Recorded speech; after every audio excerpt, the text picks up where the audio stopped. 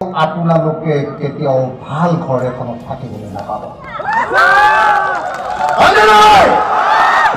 এতিয়া আপোনালোক কাৰ্বি মানুহবিলাক, কাৰ্বি আংলঙত থকা ডিমাচা মানুহবিলাক, কাৰ্বি আংলঙত থকা কুকি মানুহবিলাক, কাৰ্বি আংলঙত থকা লুথা মানুহবিলাক, ৰেংমা মানুহবিলাক আৰু আন জাতিৰ সকলো মানুহবিলাক এতিয়াকে ধনী ক'ব পাৰিব যেতিয়া আপোনালোকে 244A পাব, নাম্বাৰ 1। আৰু 244A সেই মানুহৰ হাতত থাকিব লাগিব যি মানুহে জনতাৰ কাৰণে কাম কৰে, যি মানুহে দিছপুৰ আৰু দিল্লীৰ কাৰণে ATM হিচাপে ব্যৱহাৰ নহয়। হয়নে নহয় ৰাইজ? হয়নে নহয় ৰাইজ? এতিয়া আসলতে আমি আসলতে এতিয়া 6th শিডিউল সম্পৰ্কে আলোচনা কৰোঁতে এইটো জনা দৰকাৰ যে 6th শিডিউল কি। 6th শিডিউল হ'ল mini constitution. Sir 6th schedule হ'ল মিনি কনষ্টিটিউশ্যন। ইয়াত এইখন কিতাপত ছাৰ, এইখন কিতাপে 6th শিডিউলৰ ওপৰত আটাইতকৈ ভাল কিতাপ ছাৰ। জাষ্টিছ BL খানচাৰিয়াই কৈছে, সুপ্ৰিম কোৰ্টৰ চিফ জাষ্টিছ তেখেতে কৈছে 6th শিডিউল হ'ল মিনি কনষ্টিটিউশ্যন। আৰু চিফ জাষ্টিছ হিদায়তুল্লাই কৈছে যে 6th শিডিউল হ'ল কনষ্টিটিউশ্যন উইদিন কনষ্টিটিউশ্যন। গতিকে আমি এই চেঞ্জটো বুজি পোৱা দৰকাৰ যে ভাৰতৰ সংবিধানে যেনেকৈ 370 অনুচ্ছেদ দিছিলে, তাতকৈ গুৰুত্বপূৰ্ণ আমাক অনুচ্ছেদ দিছে 6th শিডিউল। গতিকে এই 6th শিডিউল আমাৰ ষ্টেট উইদিন ষ্টেট, আৰু সেইকাৰণে বিয়ণ্ড 6th শিডিউলৰ কথাটো যে মনোৰঞ্জন তালুকদাৰ ডাঙৰীয়াই কৈছে, যদি বিয়ণ্ড 6th শিডিউলৰ কথা ক'ব লাগে তেতিয়াহ'লে আমাৰ কাৰ্বি আংলং, উত্তৰ কাছাৰ আৰু বিটিআইডিক আমি ভাৰতৰ সংবিধানৰ 244A অধীনত আমি 244A অধীনত ছাৰ আমাক আমাৰ প্ৰকৃত যিটো স্বাৰ্থ শাসন, সেই স্বাৰ্থখন ষ্টেট উইদিন ষ্টেটৰ ব্যৱস্থা কৰিব লাগিব ছাৰ। ঠিক আছে, এইটো হ'ল যদি সঁচাকে বহু সমস্যাৰ স্থায়ী সমাধান লাগে তেতিয়াহ'লে মই এটাই কথা, এটা বাক্য ছাৰ ক'ব পাৰোঁনে? এটা বাক্য কওক। 1967 চনত ইন্দিৰা গান্ধীয়ে তেতিয়াই ভাৰতক ফেডাৰেল ভিত্তিত পুনৰ্গঠন কৰিবৰ কাৰণে আৰু পাহাৰীয়া অঞ্চলবিলাকত অসমৰ প্লেইনছ এৰিয়া নিচিনাকে সমান মন্ত্ৰীসভা তৈয়াৰ কৰিবৰ কাৰণে সিদ্ধান্ত লৈছিলে। আচলতে যদি এই জাতি সমাধান কৰিব লাগে তেতিয়াহ'লে বিটিআৰ, কাৰ্বি আংলং আৰু ডিমা হাছাওটো আমাৰ দিছপুৰৰ নিচিনা একেই মন্ত্ৰীসভা গঠন, একে ক্ষমতাৰ মন্ত্ৰীসভা গঠন কৰাটোতে একমাত্ৰ সমাধান লুকাই আছে ছাৰ। এই দিশটোলৈ আমি আগবাঢ়ি যাব লাগিব আৰু তেওঁলোকক প্ৰকৃত অৰ্থত ষ্টেট উইদিন ষ্টেট ছাৰ এইটো দিয়াৰ ব্যৱস্থা গ্ৰহণ কৰিব লাগিব, বা কনষ্টিটিউশ্যন উইদিন কনষ্টিটিউশ্যন দিয়াৰ ব্যৱস্থা। মই আপোনালোকক ক'ব খুজিম যে আচলতে বিটিআৰ যিখন চুক্তি হ'ল, মই 6th শিডিউল গোটেইটোলৈ যোৱাৰ আগত বিটিআৰ চুক্তিখনত সৰ্বমুঠ চৰকাৰে কৈছিলে যে 79টা আমি কাম বিটিআৰৰ কাৰণে কৰি দিম,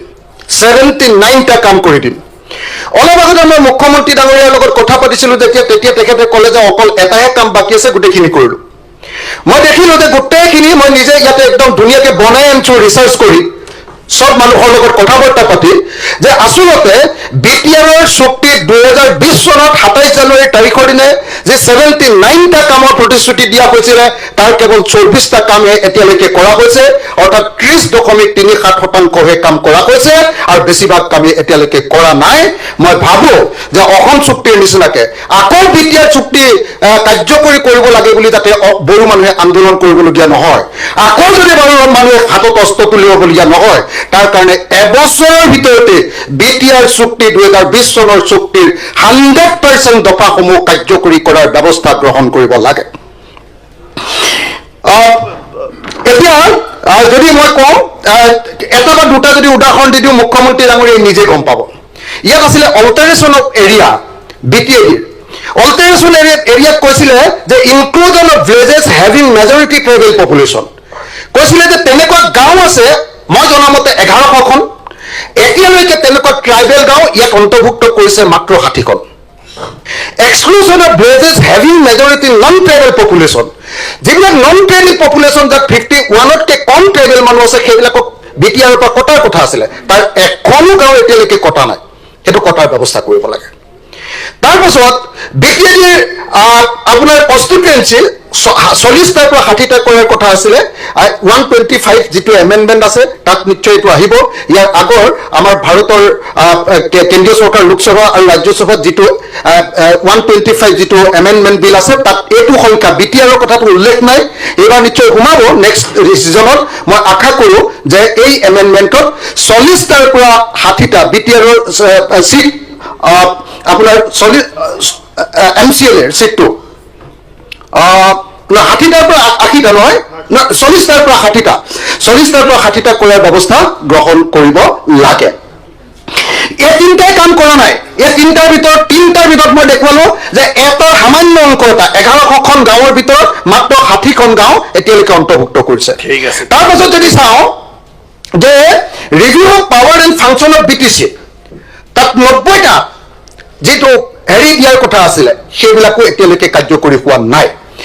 আনহাতে ভাৰতৰ সংবিধানত মানে কি হ'ল এতিয়া কি আটাইতকৈ ডাঙৰ প্ৰব্লেমটো হ'ল বিটিআৰ বা যিকোনো 6 শিডিউল এৰিয়া কাৰ্বি আংলঙে হওক বা ডিমা হাছাও আটাইতকৈ ডাঙৰ প্ৰব্লেমটো হ'ল যে যিটো পইচা আহে কেন্দ্ৰীয় চৰকাৰৰ পৰা অহা পইচাটো আকৌ ৰাজ্য চৰকাৰলৈ আহে ৰাজ্য চৰকাৰে কেইদিনমান তাতে উমনি দিয়ে তাৰপিছত আকৌ বহু দিনৰ মূৰতে আমাৰ বিটিআৰলৈ পঠিয়াই দিয়ে বা কাৰ্বি আংলঙলৈ পঠিয়াই দিয়ে সেইটো ডাইৰেক্টলি দিবৰ কাৰণে 125ত যিটো সংশোধনী আনিব খোজা হৈছে সেই সংশোধনীটো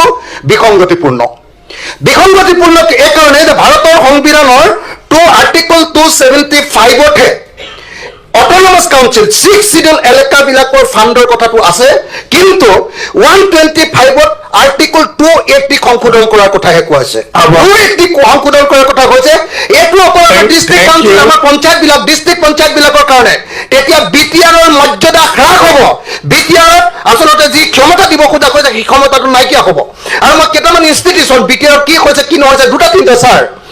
আপোনাৰ নিজৰ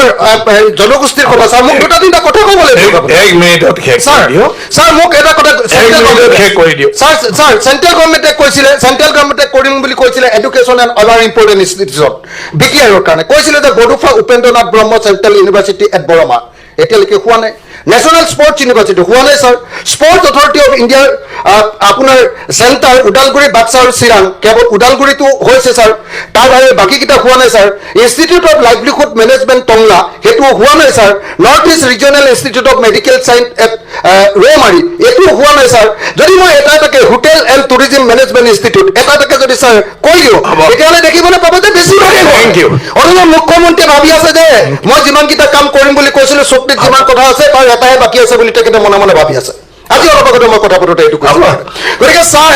বিটিআৰ চুক্তি 100% ছাৰ কাৰ্যকৰী হ'ব লাগিব নহ'লে আকৌ ইয়াত কিন্তু অস্ত্ৰৰ জনজননী হ'ব ছাৰ সেইটো আমি নিবিচাৰোঁ ছাৰ সেইকাৰণে 100% ছাৰ ছাৰ ইয়াত আলোচনা কৰিছে আপোনাৰ চাজেশ্যন সেইকাৰণে 100% আপোনাৰ চাজেশ্যন বক্সিছ দিম কি বক্সিছ দিব কি ৰিৱাৰ্ড দিব সেইটো হৈছে article 244A state within the state এই যেতিয়া প্ৰদত্ত কৰিছে আইনত সংবিধানত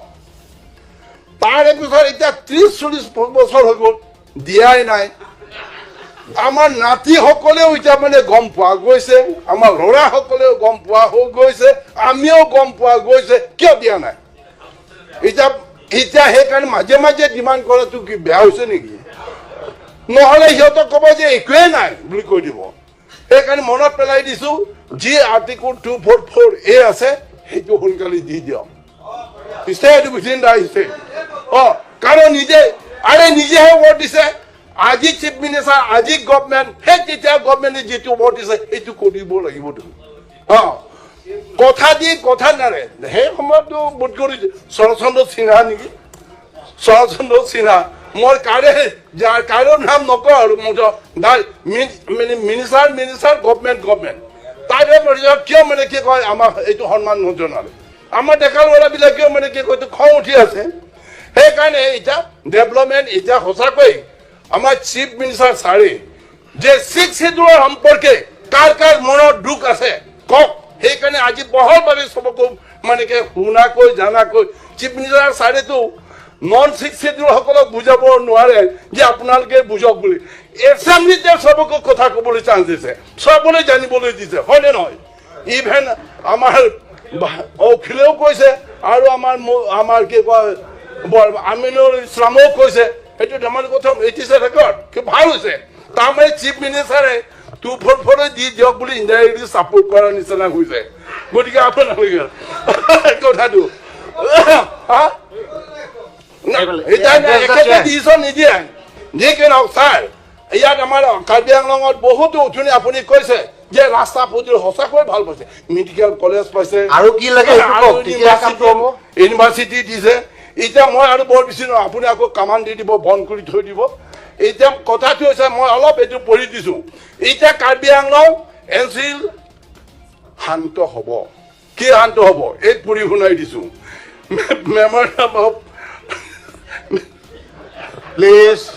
memorandum of settlement. The government of India and the government of Assam have made persistent efforts in the past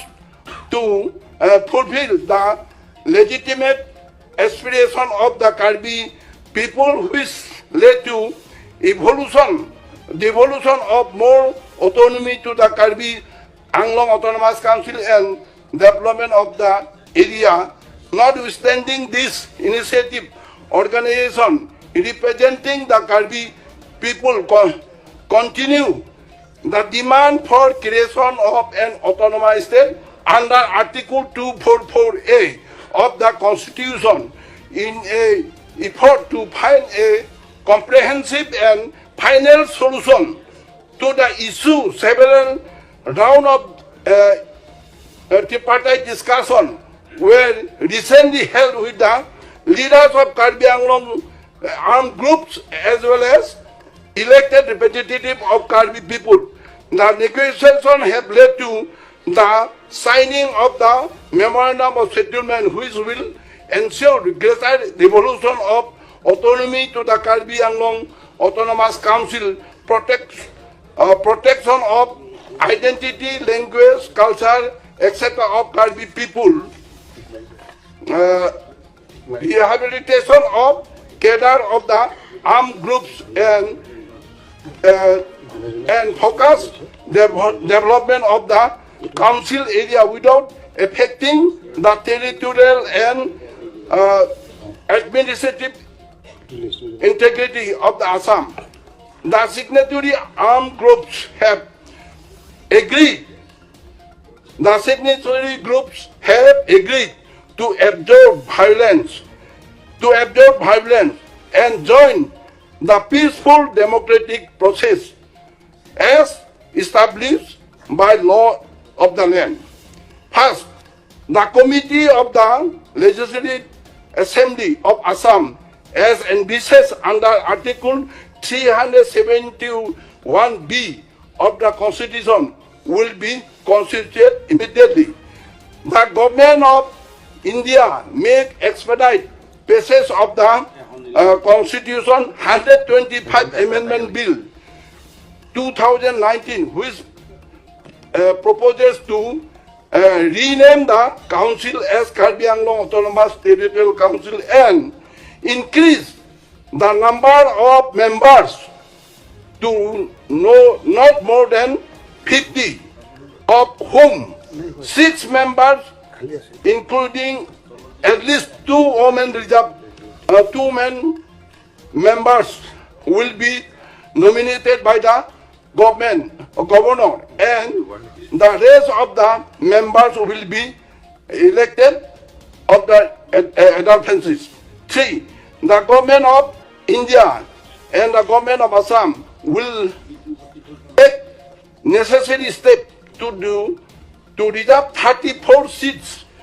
for ST and 10 seats under open category for the community out of 44 elected seats in KSC. আপুনি লেখ কৰি দিব পাৰিব এইটো পঢ়ি থাকক মাত্ৰ এটা এক মিনিট the Constitution 125 চবে নুবুজো আমিহে পাম আৰু সেইকাৰণে শুনো the Constitution 125 Amendment Bill 2019 proposes to transfer the further subject KSC amending 125 টো পাৰ্লিমেণ্টত এমেণ্ডমেণ্ট হ'ব এইটো সেইকাৰণে সেইটো চবে ছাপোৰ্ট দিব লাগে বুলি এইটো আমি উত্থাপন কৰিছোঁ নম্বৰ আৰু এটাটো হৈছে the government of Assam shall set up a committee to study the demand for notifying Karbi language as an associate language in the state. The committee will also recommend measures to further. Etu bhal bon. Aru eta hoise the government of Assam shall set up a Karbi welfare council focus development of Karbi people living outside KAC. আৰু মই লে যাওঁ কৰিছোঁ এইবিলাক আপুনি পাছ কৰি দিয়ক এতিয়া থেংক ইউ হাত চাপৰি দিয়ক থেংক ইউ